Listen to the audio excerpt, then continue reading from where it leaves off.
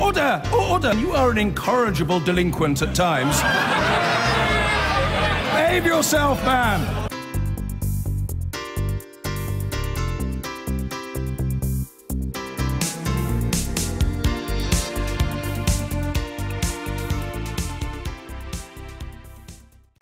Hello and welcome to the London part of the show. I'm joined for the duration by Clive Efford, the Labour MP for Eltham, and by a Conservative MP for Croydon South, Chris Philp. Labour has decamped to Brighton for its annual conference, as you've just been hearing, following a week of infighting over whether or not Labour London Mayor Sadiq Khan would be given a slot to address the party faithful. Well, the Mayor will now be speaking, but the row highlights the tensions between Jeremy Corbyn's momentum-backed power base and the more centrist Mayor who enjoys control over the capital. Bhavani Vadi now reports. Labour in London is riding high. The party's vote share in the capital in June was just over 54%, the highest any party has polled in London in a general election since 1955. Coupled with this parliamentary success, London's Labour mayor also has the biggest personal mandate of any politician in the UK. But have these triumphs been overshadowed by internal politics? The previous London mayor was a regular at Tory conferences, but a row emerged over whether Sadiq Khan would be allowed to speak at this week's Labour conference. He was given a slot at the last minute, fueling theories that the party leader had been bounced into giving Mr Khan a speech, something he denied to BBC London's political editor, Tim Donovan. It's not up to me. I'm the leader of the party, but it's also a democratic party. Sadiq is speaking, and I'm delighted to say he is, and I'm looking forward to listening to him. So when people have said there'd been a snub and there was uncertainty about whether or not he was going to speak, what do you think about that? I think there's a lot of obsessive speculation going on. Sadiq is elected Mayor of London. He's had unbelievable levels of abuse, not least from the President of the USA. We support him as our Mayor of London. I'm delighted he's speaking. People had perceived that it might be because he was seen as having been less than 100% supportive of you. Was it that? Listen, I'm loving this interview and I'm loving this discussion. But Sadiq is speaking because he is the elected Mayor of London. A number of London Labour MPs had been urging the party to guarantee the Mayor a high-profile slot. Well, I understand the issue about trying to create more space for party members to speak, and that there's a logic to that. But it was illogical, it seemed to me, to deny big beasts like Sadiq a slot at conference, particularly in the run-up to the budget. The row has been seen as another sign of tension between the centre and the left of the party. Labour's governing body, the NEC, has agreed rule changes that will give Jeremy Corbyn's army of grassroots supporters a greater say on policies and future leadership elections. Moderates in the party fear that this could be a power grab by the left. And you've got the biggest political party in Europe. You can't say to these people, well, just deliver leaflets and you're not going to have any say in policy making or electing representatives. If the membership doesn't support a left candidate for leader or anything else, then they're not going to vote for them. London MPs also dominate the shadow cabinet. All the key positions are held by those elected from the capital, leading to criticisms that Labour is too London-centric. Bhavani Vadi reporting for us there. Well, joining us on the line from Brighton is Dawn Butler, who's the Labour MP for Brent Central and Shadow Secretary of State for Women and Equalities. Ms Butler, thank you very much indeed for being with us. Sadiq Khan is arguably the most powerful elected Labour politician, and he has one of the biggest personal mandates of any politician in Europe. Why did Labour seriously entertain the possibility of not giving him a platform, even though subsequently they changed their mind? I mean, first of all, I'm absolutely delighted that Sadiq's going to be speaking at conference. I know Jeremy's looking forward to it, and I'm looking forward to it, and conference is looking forward to it. I think on principle, it's a good idea that more members from the floor get to take the stage and get to speak and get to present their feelings and their thoughts about where we're going as a party. And I think the principle of that is absolutely correct. But Sadiq is speaking, and we're all looking forward to it. But why was it, my question was, why was it seriously entertained that he ought not to speak initially? I mean, that for a long time was the position of the Labour Party on this very basic principle of whether or not the Mayor of London should be given a platform. Well, it's the Conference Arrangements Committee that decides who goes on conference programme and the time they get and all of that. So the Conference Arrangements Committee, which is made up of a cross-section of members, they're the ones that make the decision. And so, you know, they obviously had a principled position that we're going to have less sort of people from the front bench, less politicians speaking and more ordinary members. So that was their principled position. And then, you know, they probably looked good on paper, but in reality, they needed to have a further discussion. They had the further discussion, and the end result of that is that Sadiq is speaking on the main stage, and we are delighted. He's been an absolutely phenomenal mayor for London. It's just been over a year. It seems like it's been longer than that. I'm sure he'll tell us about his... London is amazing. I'm sure he'll tell us about his achievements in London in his speech. Andy Burnham, who's another Labour mayor, has said there's a tendency for Labour to be London-centric. Is he right? I'm not sure about that. I mean, the shadow cabinet is just 28% Labour, and if you take the whole of the north London, you mean? Of England, it's for 28% London, but if you take the whole of the north of England, it's something like 44%. So I'm not quite sure it's London-centric at all. And do you think it's right that But we Labour... do have a London leader. Sure. Do you think it's right that Labour, if this current shadow cabinet were to get into government, the 4 main offices of state would all be occupied by people who are London MPs? Do you think that's a healthy condition or position for a would-be national party?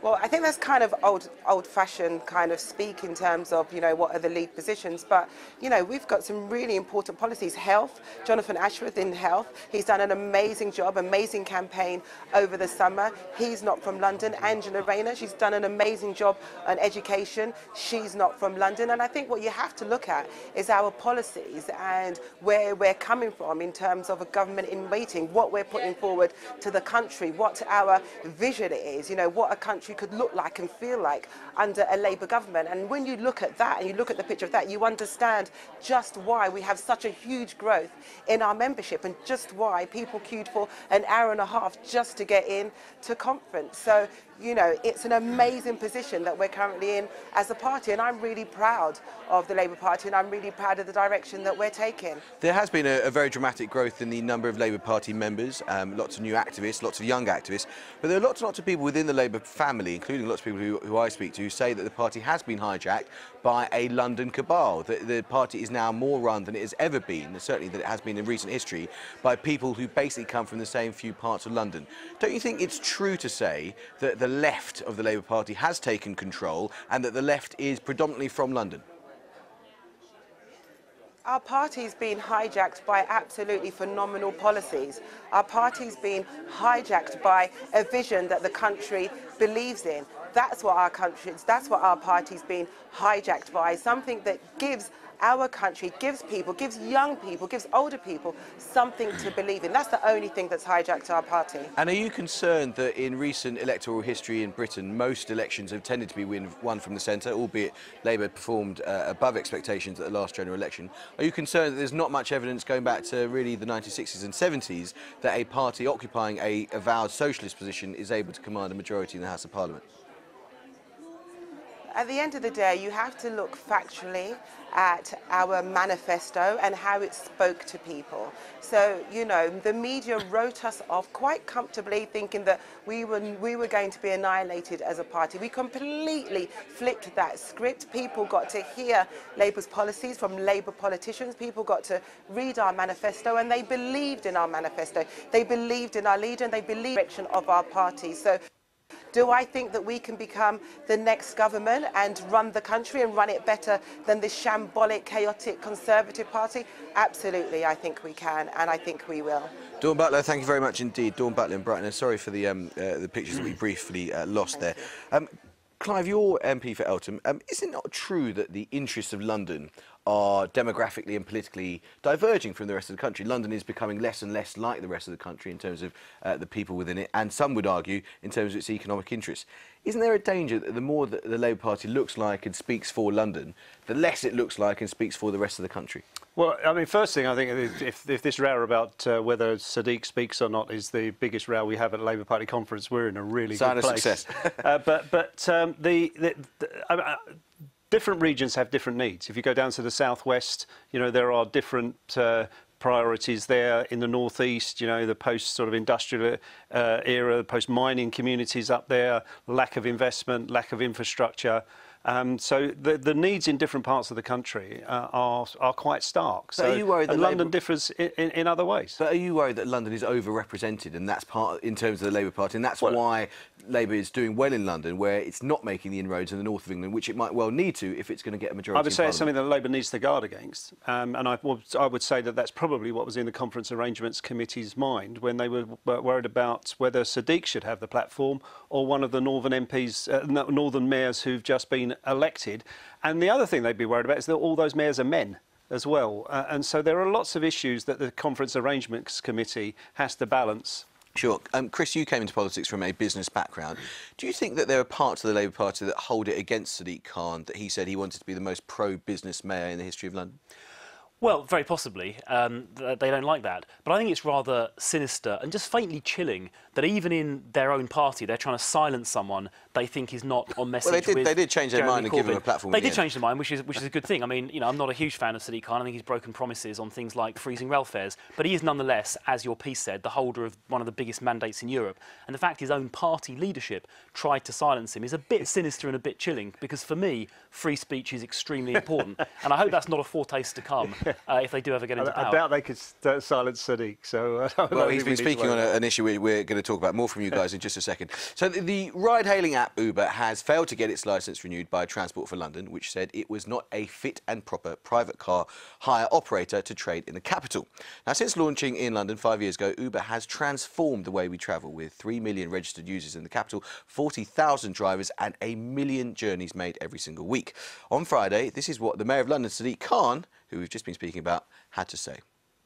I want London to be at the forefront of innovation and new technology, but you've got to play by the rules.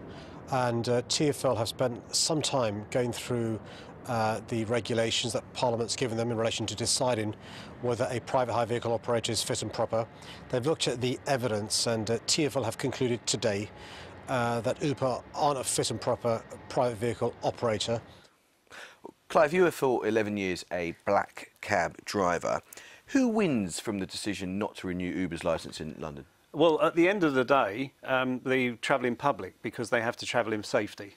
And we can't have, however big these multinational companies are, they cannot come here and set the rules to suit themselves.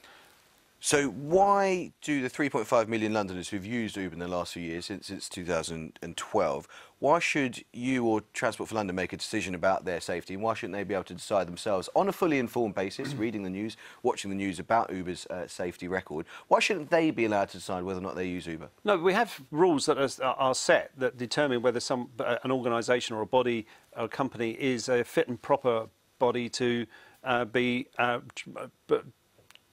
providing a service to the travelling public. I mean, we've had huge scandals in the past. You know, the Susie Lamplugh Trust was set up to try and clean up the private hire trade in London. These incidents that occur are quite serious, particularly for the individuals involved. What Uber was saying, actually, was, look, if you're an individual who travels in one of our vehicles and you're attacked, we're not going to bother to report it. We're not going to report it to the licensing authority. We're not going to report it to the police. In fact, we don't care about you.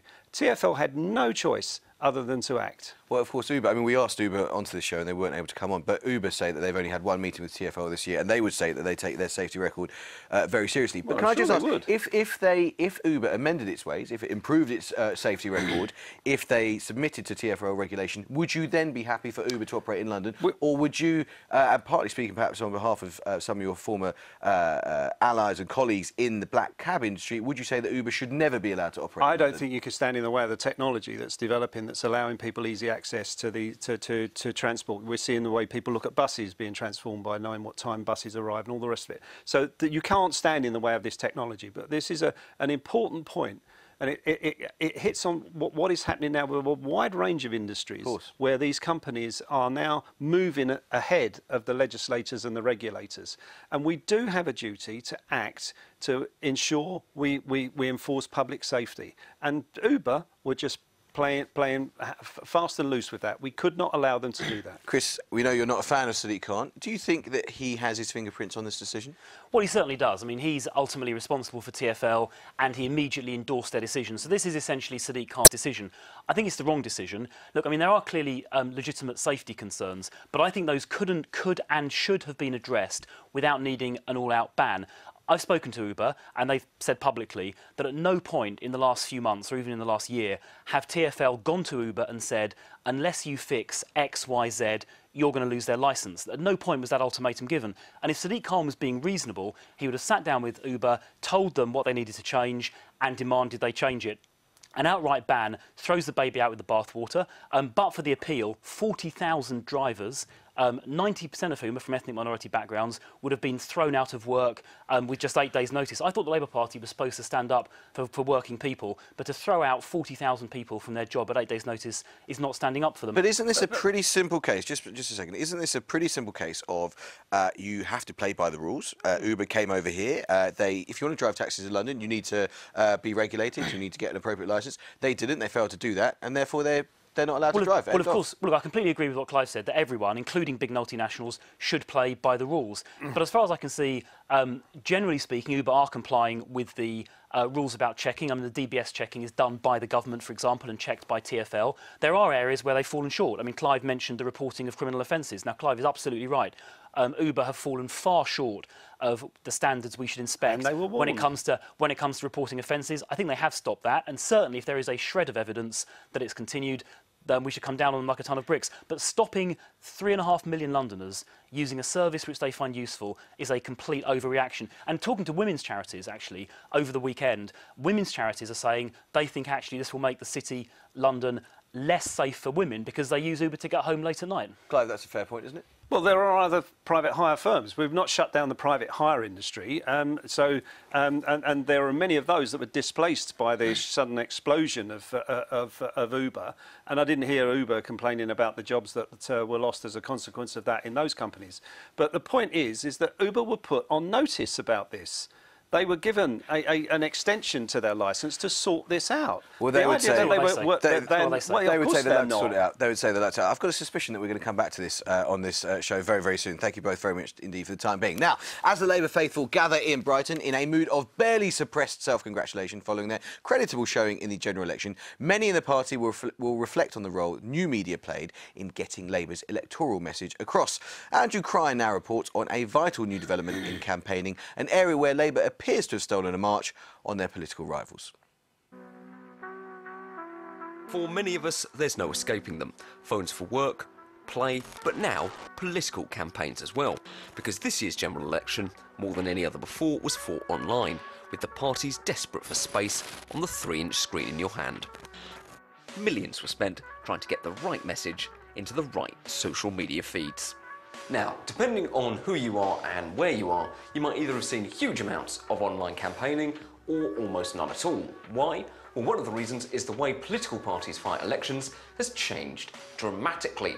They now target individual voters very, very specifically. Labour alone had over 1,200 different adverts in this election, and most of them you'll never have seen. The content too is increasingly localised. This Lib Dem video tried to target Vauxhall's Brexit-supporting Labour MP Kate Hoey.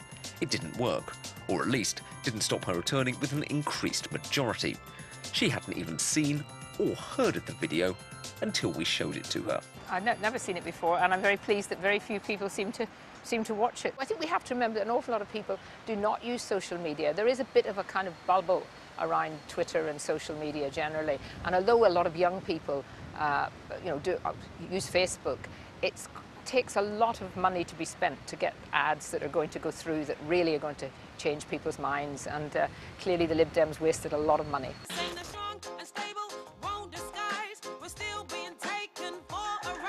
The most successful material often doesn't come from the political parties themselves.